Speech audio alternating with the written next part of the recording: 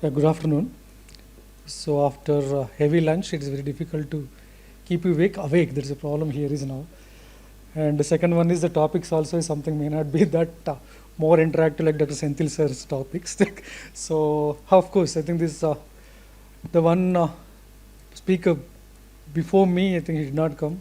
Actually, I wanted to cover only few things, but ultimately there are so many guidelines are there, as you know.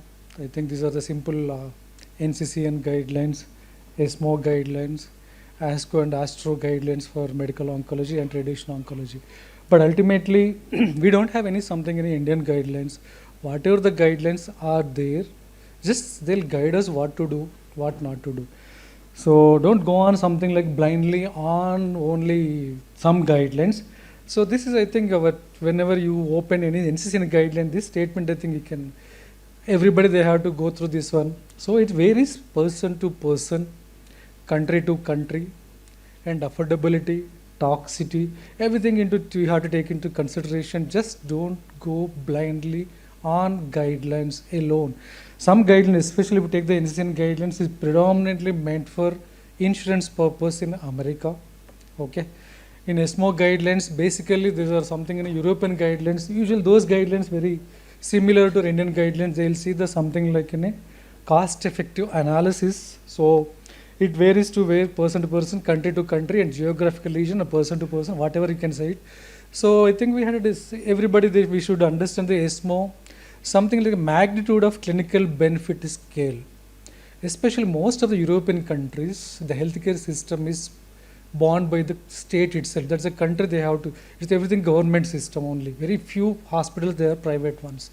So for that sake, whenever they want to give any approval for any drug, they will see the cost effect, how much life they are going to get if you give this the type of therapy. So they are willing to spend, for example, around 40,000 euros or sterlings to get 1 year of life. So they have systematic analysis that is known as something magnitude of clinical benefit scale. So I think you can see this again. It is also purely based on the randomized control trials and evaluated by the so many experts. Ultimately, they will give the something grading system like this. Yeah, you can see clearly they'll broadly divide them into adjuvant. There is another curative treatment, non-curative treatment. In the curative, they'll broadly divide them into A, B, C. If there is a substantial benefit by giving this therapy, then only they will give the approval. There is A and B. If the C is there, they will not approve in that country. Take the something like in a non-curative, there is a palliative setup. Simply they will say divide them into 1 to 5. So substantial benefit in only 4 and 5. Okay. So that's the way I think we can convince. These are the, I think in the stomach cancer we don't have many drugs, especially in the adjuvant setup, because the topic given to me, I think metastatic setup is again. Dr. Senthil sir is going to talk on that one. Just I wanted, whatever the drugs that we used to have something cisplatin, carboplatin, oxaliplatin. Nowadays we are not using cisplatin much because of the toxicity and the similar efficacy.